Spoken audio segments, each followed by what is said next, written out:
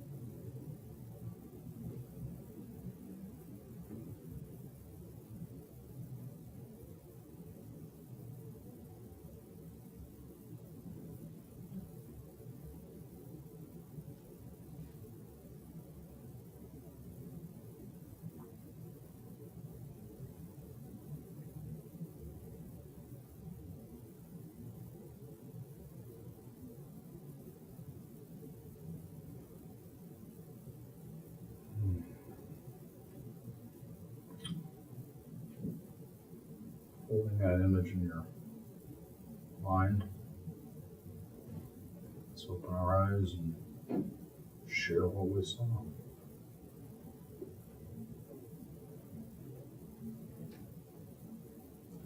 What did you see, Joe? Who was he? Well, I found it difficult to shake this idea that of kind of this Caucasian Jesus that I feel like has just been kind of thrown out there, which was a little bit disappointing to me because I was like, no, that's not what he would have looked like. Yeah. And I think partly just because that's what has been portrayed so much, and partly because that's just kind of how I identify. Yeah. Personally. Yeah. He had very rough hands and dry, cracked feet. very tan and like darkish for a white guy. Yeah. I suppose. Tangled like beard and hair. He was sweating. And he had brown eyes. He had kind of like this rough, kind of worn face. And he smiled a lot.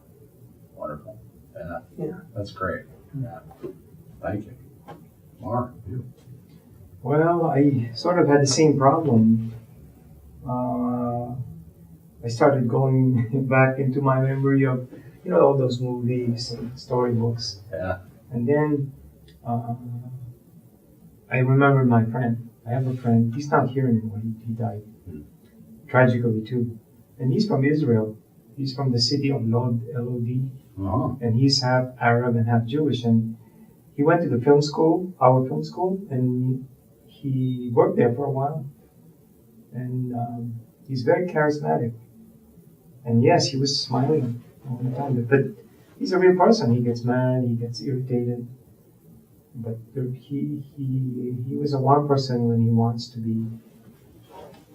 But he had a very tragic life. But then I couldn't think of anything else. He just kept coming back. That's who you that's the way you imagine Jesus. Well, that person. That person somehow kept coming back. Isn't that something? Yeah. And his life was very tragic though. Uh-huh. But then to me that he was real. And he was a real person. Beautiful. Wow. Thank you. Yeah, I shared this initial reaction. It was a brutally challenging thing to think about all these conflicting images that I'd seen throughout any kind of media I've been exposed to in my life, and sort of the active recognition that those are historically wrong and trying to put that out and replace it with something else was a very, very difficult exercise.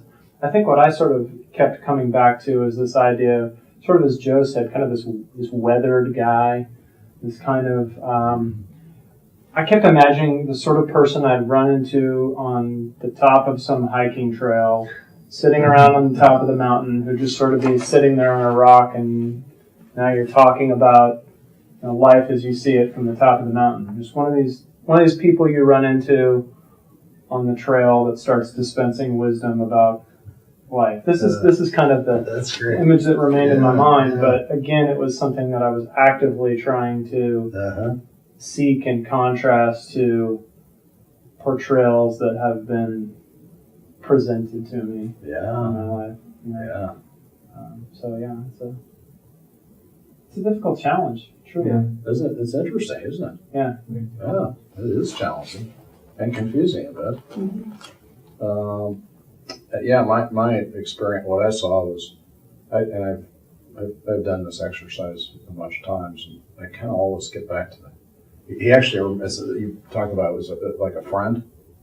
I had a friend, my friend Don, and he's a French-Canadian guy, short little guy, a tough little dude, who became a United Church of Christ pastor. Like, he and I went through the process together, went to seminary, we're buddies during those days. He's a little tough guy with kind of crow's feet around his eyes at an early age, and just a very with a twinkle in the eye, But I imagine him somewhat different than Don, different personality, just a lot warmer and happier, but with a kind of a hoarse laugh. And just a little guy with a hoarse laugh, kind of rugged features, wiry and tough looking little guy, but with an extreme warmth, hugging people and just laughing and smiling and telling stories. Up there in the hilltop, telling stories and laughing, and waving his arms. That's an interesting point to me. I guess as I think about it, you have to project some sort of charisma. Yeah. Which wasn't natural to me as I was doing it. I was just thinking about some, guy, sort of a, what do you call it, who's the person you go see on the top of the mountain to dispense wisdom? A guru. A guru, sort of a guru character. But he couldn't have just been that. He had to be kind of like a salesperson, right? He had to be very charismatic to get people to, You'd think. follow, Yeah. right? I agree, because if you are going to interpret what has been said about him, he's a revolutionary leader. And for people to follow somebody, you would have to have that personality. You would have had to be able to convince people. You're a good public speaker. Your presence is magnetic. You walk into the room or into a venue, and suddenly people notice you. Yes. It had to be that way. The historical Jesus. Yeah. It had to be. And think of all the images of Jesus that have been imagined and created artistically for 2,000 years. All of these images, these portrayals, and we have hardly any idea what this man looked like, what his personality was really like. We presume there was charisma there, but what kinds? We might get some window into that or not. And then you add to that what we've talked about before, which is the historical, by any measure of modern historical critical analysis of the texts that we have from the first century, by any current modern test of what's historical, we know hardly anything about Jesus, really, as we've discussed. So what we have is a history of imagery, a history of portrayals. Through the millennia of communities of Christians have created all these different images of who Jesus was as a historical person. And that has its own history, quite apart from the historical person of Jesus himself. And it's a history that is very powerful and important, and I think can inform our spiritual practice and our spiritual experience today.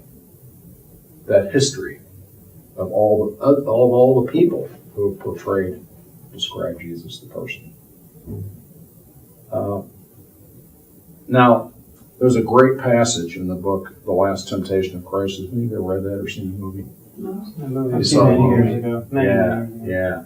Last temptation. The Last Temptation, Kazantzakis. Yeah. And there is a wonderful passage in this, again, a fantastically confabulated version of who Jesus was and what he was about. It's a great story, Kazantzakis' version. And there's this great moment where Jesus and St. Paul meet each other, which of course could not have happened in history. It did not happen, apparently. There's no way it could have happened. But in the book and in the film, they meet, right? And St. Paul basically says to Jesus, well, we don't need you. Go away. Go live your private life and beat it, According to Kazantzakis, by this point, Jesus was married to Mary Magdalene, had kids, a house, a life. He'd moved on, so to speak. And so when St. Paul meets him, he's like, oh, we don't need you, we're done with you, beat it.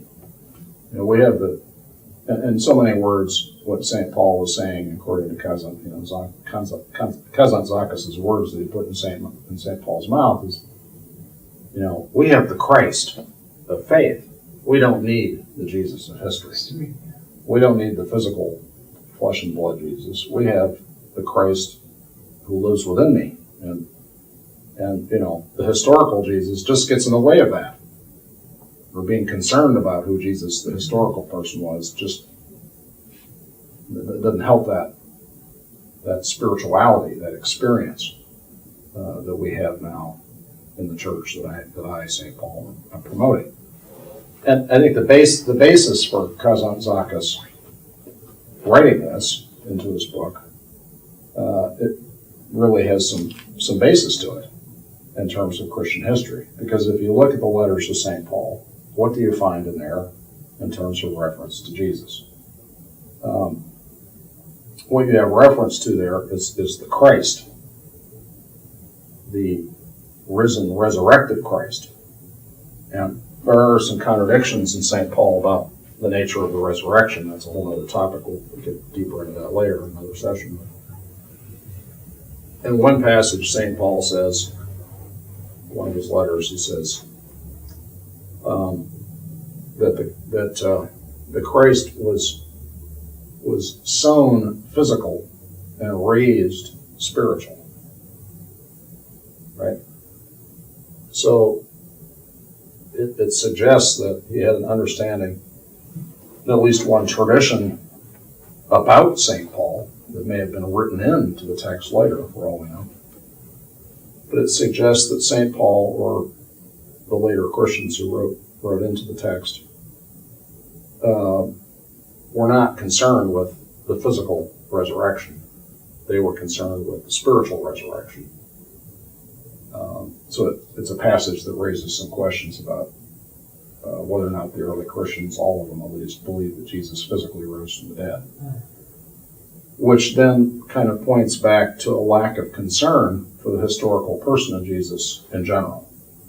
Because St. Paul, the only reference he makes to the activity of Jesus is that he did the ritual, the breaking of the bread and the passing of the wine, the communion, the Passover, which became the Eucharist meal of the early Christians, and later the central act of worship of liturgical Christianity. And that's it. There's no real reference beyond that to what Jesus did in the letters of St. Paul, which are the earliest Christian texts that we have in the Bible, right? The letters of St. Paul were the first books, or parts of the New Testament that came into being in written form, as we more or less have them today.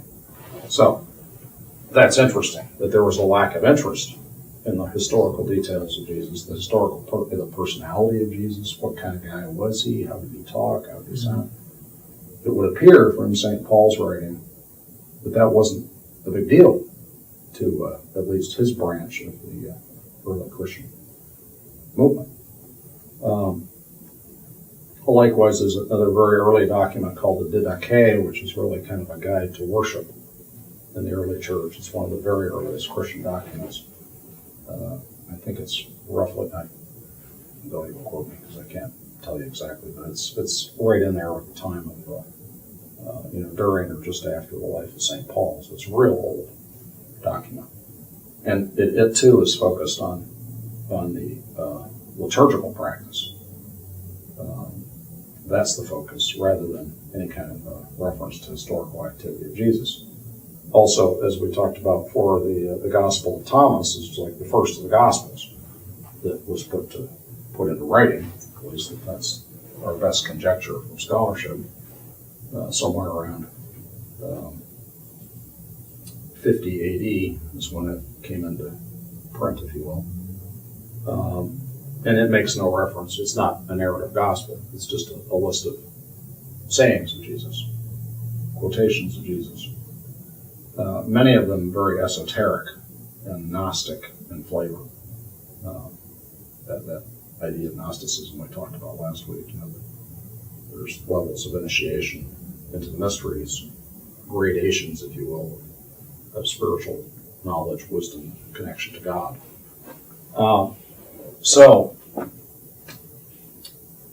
there's some question, interestingly, about how much the very earliest Christians particularly cared about the details of Jesus' life, of who he was, other than in his role, if you will, as being the Christ.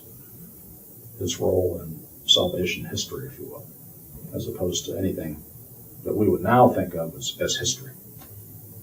Which is kind of an open and interesting question. Now, obviously, there was some interest in this, which there must have been people who cared about this, which is reflective of the fact that later on we get the Gospels, right, from roughly 70 AD to 90 AD, we get the creation of our canonical Gospels in the New Testament that do care about that. First, the three narrative Gospels, Matthew, Mark, and Luke, and then later you get John, which is more of a theological version of the story. Also, much less focused on history, details, if you will, about who Jesus was and what Jesus did physically in the world. Much more about the meaning of his life and the theology of early Christianity. So that's something to factor into this discussion. As the church matures, as it develops, you start to get iconography of Jesus. Now that alone is a problematic topic because the Jewish religion is iconoclastic, right? There's a rule in the Old Testament, in the Hebrew Scriptures, against any kind of graven image of God, right? And this iconoclasm carried over, for instance, into Islam. So Islam is the same issue. You go to a mosque. We were there at the mosque a week ago, and there's no imagery there, no pictures, none of anything, really.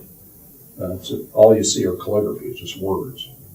So there's that reverence for the word, the holiness of words that we talked about last time. But part of that, related actually to that idea of reverence for words, is iconoclasm in that tradition, that strain of the Judeo-Christian tradition, the Abrahamic faiths, if you will. So this is interesting, isn't it? As long as Christianity is identified with Judaism, and you get this emerging Christian doctrine that Jesus is God somehow, then, it's problematic that you would paint a picture of God because there's still this connection to Judaism, right, which is iconoclastic. And we talked about the Areopagus, that great image or story, of St. Paul wandering the plaza in Athens. And he said, well, the God we worship is the one over there where there's no image, just a blank space, like a missing tooth. There's this empty spot where there ought to be a statue of a God. It's empty. And it says, to the unknown God. He says, well, that's ours. So that just illustrates that St. Paul himself still had this concept of iconoclasm, of the opposition to graven images of the divine. So, in a way, you might think of, portraying Jesus physically as a sign of the early church kind of breaking out of its cultural roots in Judaism. That's part of it. That's part of that breakaway, part of that, what separates them from that, the community that gave birth to it. So then you start getting iconography of Jesus. Now, what's some of the very earliest iconography is Eastern in style, right? Byzantine representations of Jesus and the saints and the characters of the church. Now, what's interesting there is that these are images that have a spiritual function distinct from trying to portray history. So there are images that, so you have the halo, which is very stylized. You have kind of a flat aspect to the image very often. And it's kind of stilted. That might be the word. These images from the Byzantine tradition are a bit stilted. And that tradition, of course, ran all the way from the earliest days of the church all the way up to today, right? So you go hang out with the Russian Orthodox, or the Greek Orthodox in their monasteries, and there are these incredible icons in the monasteries and the churches. And the way, one Greek Orthodox monk at Mount Athos, I read a wonderful quotation reading Karen Armstrong's books, which I commend to you, The History of God by Karen Armstrong, which is a really great book that describes the history of Judaism, Christianity, and Islam, the Abrahamic faiths, woven together, the story of all three religions. It's really gets it through your head that these religions are so connected in so many deep ways, still to this day, throughout their history. But in another of her books, she wrote about Mount Athos, and it's just this is a great center of Orthodox teaching and spirituality in Greece, and ancient monastery. And one of the monks there at Mount Athos said, an icon is a window into the spiritual dimension. It's not a picture of somebody, like you and I would have a picture of our wives, girlfriends, kids, whatever. It's not a representation, it's not a physical representation of a historical person, really. It is a window that you enter into the spiritual realm beyond time. And that's a really important understanding, I think, that gets at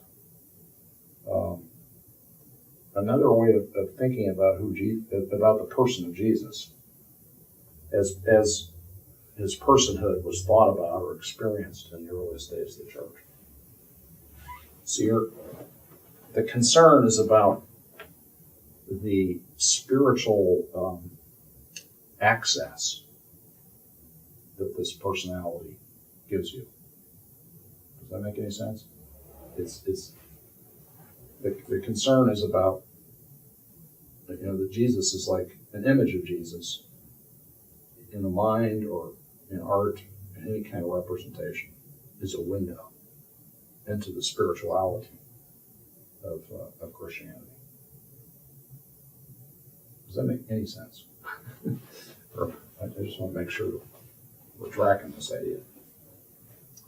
So it's different. When we read history today, this I guess is the distinction I'm trying to make. Today, you read a book about, pick a historical figure, Helen Keller. You read a book about Helen Keller. You want to know, what was Helen Keller like? What did she think about? Who was this person, this famous person? Give me some dish, some details. We want to know that. And that's interesting and engaging to us. What I'm suggesting here is that the early Christians may not have had that way of thinking about Jesus, that it was more about the window into the soul that personage provided. Now, you get this development over time, early on, of Jesus, again, being a historical person, but very rapidly becoming the Christ of faith. Mm-hmm. And that the Christ of faith and the Jesus of history are become kind of mushed together in a very profound way, very early on. Right after his death.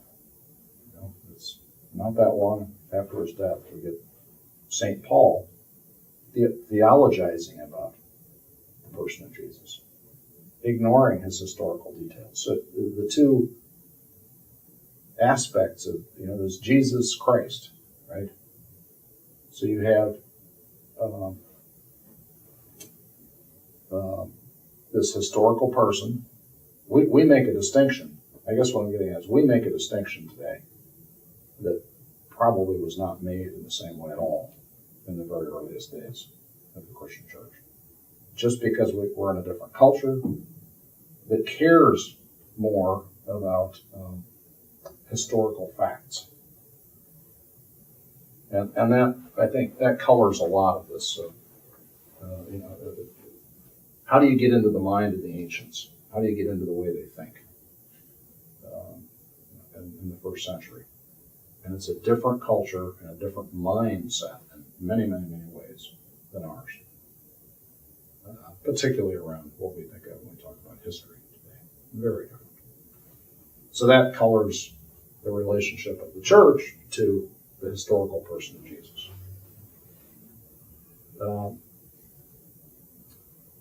So you get a development over time in the Christian church of this representations of Jesus. So in the Western tradition, you start getting a more human expression, right? Jesus as with emotions, Jesus with expressions, Jesus with feelings. That starts to emerge in the art and in people's imagination.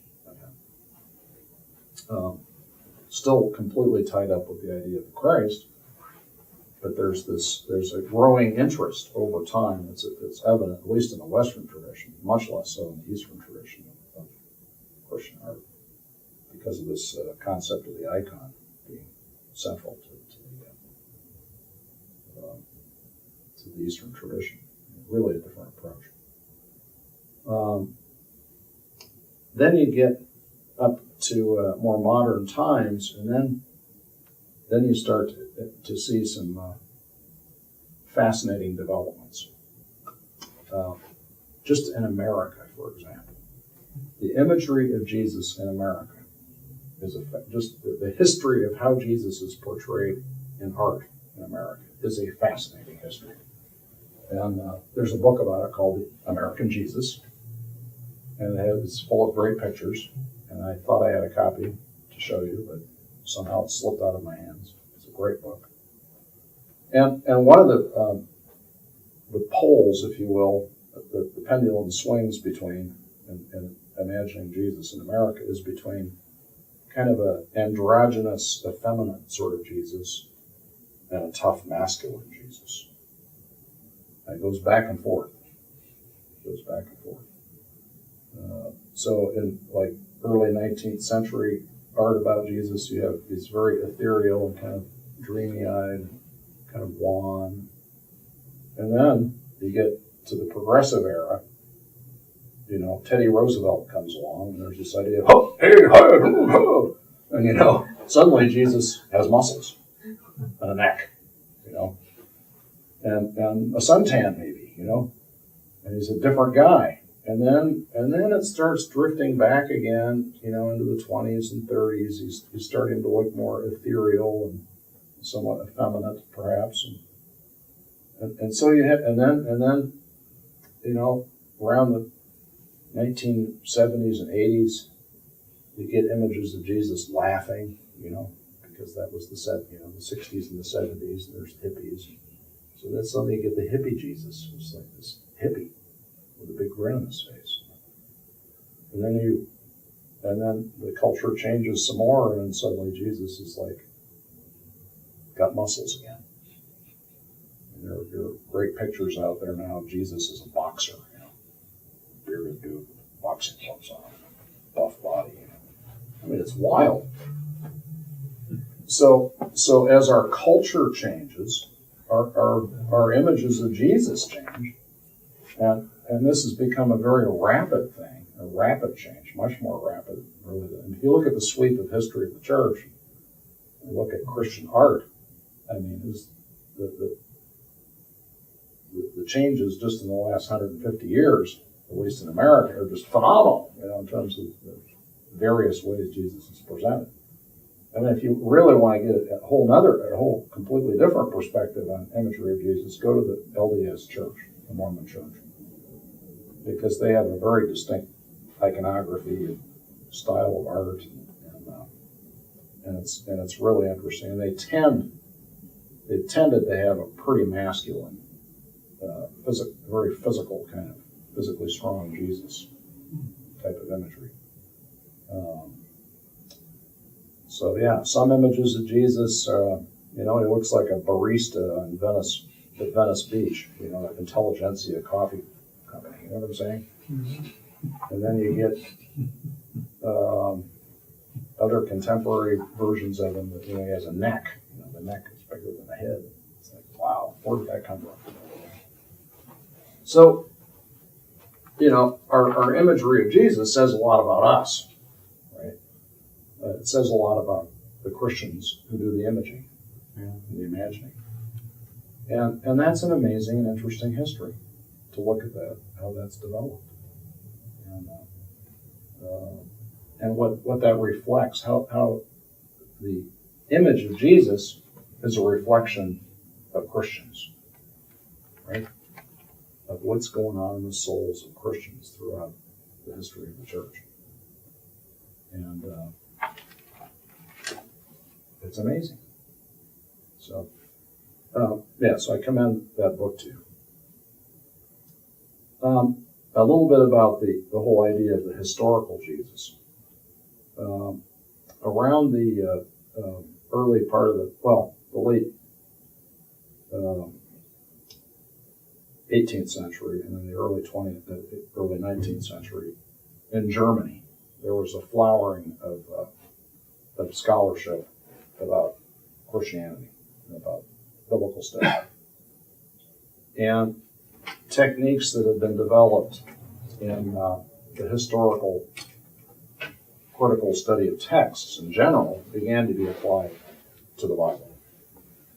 And that led some scholars to start thinking about and try to construct some idea, a historical narrative, if you will, about who Jesus was and what he was about from the material of the Gospels and other historical data that could be found. So you start getting the scientific, if you will, study of history. And that leads some scholars to try to scientifically, quote unquote, put together a portrait of Jesus. So there were a number of attempts at this, which sparked all kinds of outrage. And again, as I talked about before, these are the same people that came up with the four-version hypothesis of the first 5 books of the Old Testament. And, that idea was just total heresy to a lot of religious leaders. Christian Orthodox Christianity was up in arms about this. There's a lot of reaction to it. And that's how we got fundamentalism. It was a reaction to historical, critical approach to the scriptures. Can I ask a quick question on that? Because I've kept sort of revisiting this idea the last week or two. So why fundamentally do they care? Who? About? Why does the orthodoxy of the church feel threatened by this historical analysis? Or do they feel threatened, or otherwise, why do they care? I have my ideas, but I wonder I think the reaction has been that, go ask them. But I would just say, we hear plenty about it, so I don't think it's any secret. It's just that, if it's not historically true, then it's not true, and if it's not true, then it's a waste. And you'll hear this, and I've heard it myself many times from evangelical fundamentalist Christians who say, Jesus didn't physically rise from the dead, then why are we here? Why are we doing the church? Why do we have Christianity? It's all out the window. If you don't believe that, it's, why, pack it in, give it up if that's not true. But I think the thing to remember to step back is like the kinds of questions that people have been asking in the last 150 years are new questions. They're like a kind of question that people just didn't ask in the same way before. And that's why it didn't come up until now, because it's a new day. We have science. We have, for all of its warts, it's good and it's bad. But now that we have it, there's no packing it back in the bag and hiding it. It's there, and we have to deal with it. And that, I think, it's raised a whole new class of questions being asked in a different kind of way. Now, there's always been Christian apologetics. That's, the whole business of defending the faith against its detractors. That's no news. But really, in the modern era, the post-scientific age, the age of science and into today, these are new questions, and being asked at least in a different way than ever before. And that's what caused this powerful reaction. It's like this. If it's not historically true, if it didn't really happen, then it has no truth. And I mean, my own attitude is like, just because something didn't really happen doesn't mean it isn't true. There's another kind of truth, spiritual truth, that matters, every bit as much and maybe more than historical truth by our standards today of what history is. So yeah, there's this big reaction, and I think that with that reaction came kind of a scramble to and a confusion about how to portray Jesus. That was a new one, and that confusion is reflected in the art. Is Jesus a barista, or is Jesus a wrestler? Who is this guy? And the Christians are trying to sort that out. It's do you want a Jesus that appeals to women, or a Jesus who is a man's man, or somewhere in between, or that's reflected in our imagery, in our iconography. Yes. I was just wondering, is that really all that important? The iconography. For people to be concerned with that. If indeed what's important is the spiritual truth. Well, I think it gets back to, maybe not.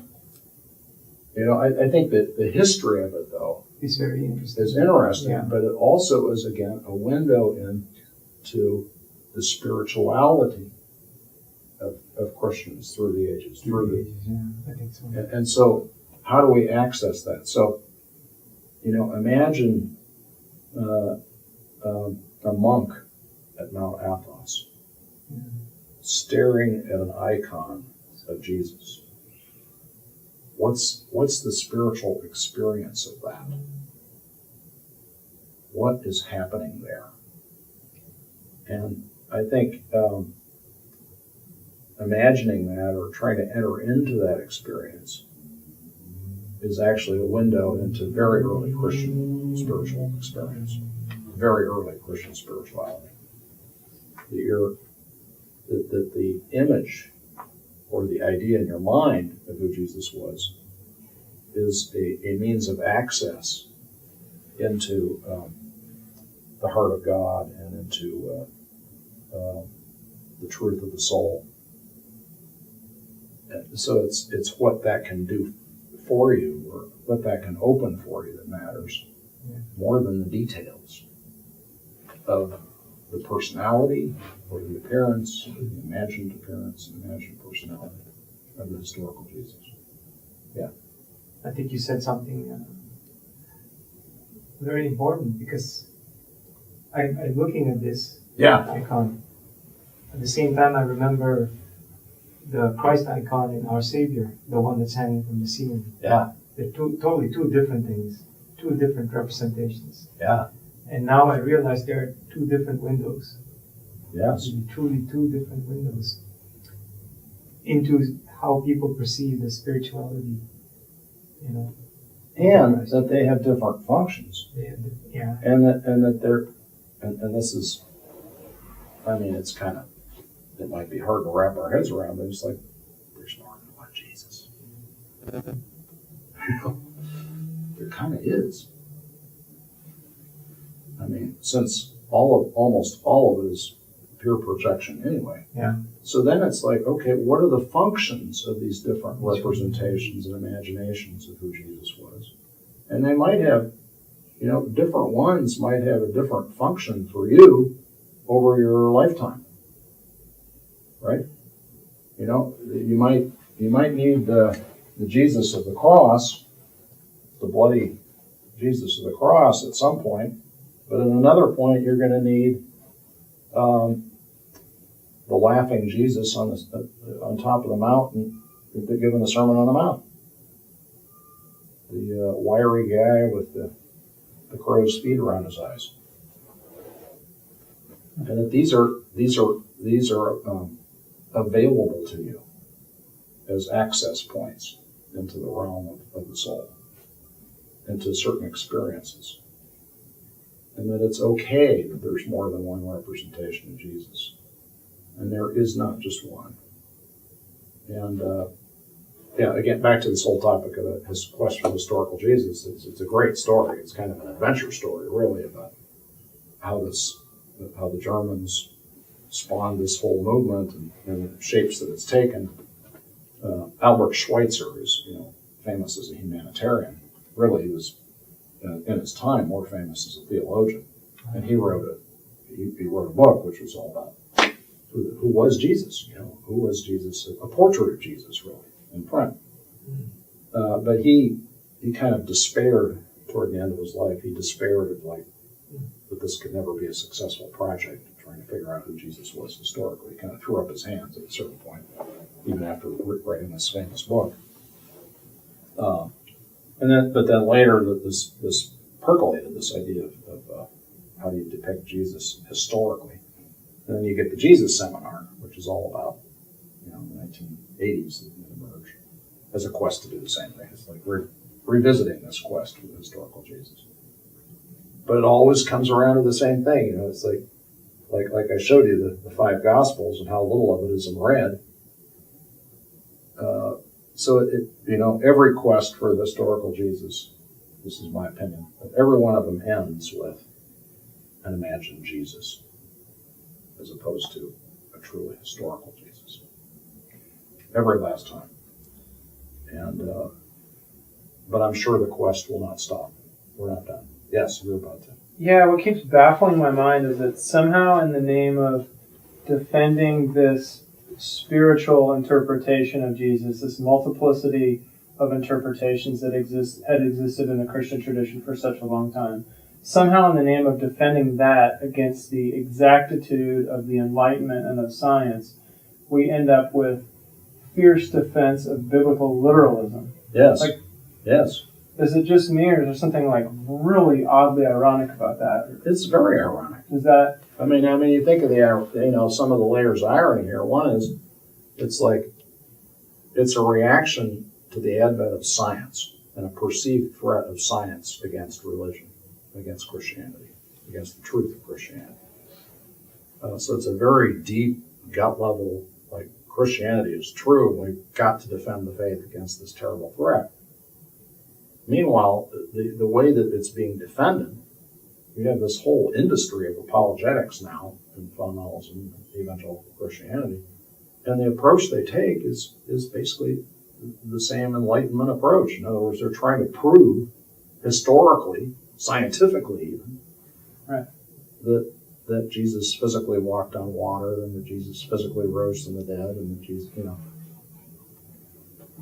It's weird, right? Well, I think it's weird. I think it's deeply weird. But we have to understand where it came from. Right. It's I guess that's what I'm trying to get to. So they're trying to use the same cultural thing that happened that caused this crisis for them is what they're trying to use as the Christian faith emerged in a time when none of those questions were even on the table. I'm going to give you, just to end with a story, all right? This is an example. Now, you ask any fundamentalist or evangelical Christian today this question and see what answer you'll get. The question is, when Jesus said, the eye is the lamp of the body, and if the lamp goes dim, the eye goes blind, and you're in the dark.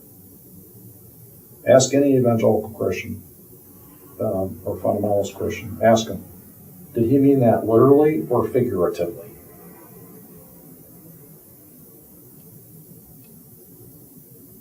What answer do you think they'd give?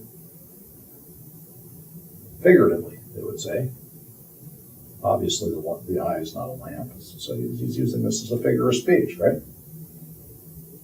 No. Jesus was saying what everybody would have said in the first century, which is that the eye is a lamp. Because everybody in the ancient world believed that light came out of your eye. That's how you saw it. You saw it because light was in there, and it came out, interacted with the light in the world, and then fed back information. But there was light coming out. Everybody believed that, including Jesus, apparently. If it was him that said it. So the point here is that, it wasn't until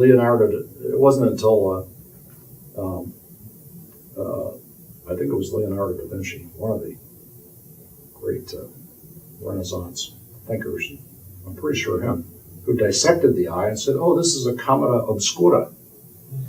The light goes in, it turns upside down. Somehow, by some mysterious mechanism, we see right side up again. Light goes in, it doesn't come out. Well, that was like heresy almost to say such a thing. Well, it was heresy to say a thing like that. It was like outrageous to say that the light does not come out of the eye. But now, we all know that. Everybody knows that. Right? But that's an example. See, in order to defend the factual truth of the Holy Scriptures is like, you're going to have to think like first century people did in every way, including thinking that light comes out of the eye. And nobody can believe that now. So the cause is hopeless. But again, it just gets back to the fact that there's a history to Christianity, and different questions were asked, And I think it's what fascinates me is did people in the first century did early Christians have experiences that we're missing out on? You know what I'm saying? Did they have spiritual experiences that we've lost, that we can't have because it didn't get transmitted, or we just don't understand it yet? So when you look at it from the point of view of phenomenology, that's just a really interesting question for me. It's like, we can argue about who the historical Jesus was till we're orange. I'm just intrigued about what did the people of the church in Ephesus, how did they feel when they prayed? What did they experience when they ate the bread and drank the wine? What was that like? Kind of a cool question. I guess we have to leave it at that. Any last words? Cool. Yeah. Next week, the Christ, the history of Christology, the development of the idea of the Christ, which is a whole other story. All right. Pleasure as always. Yeah, great.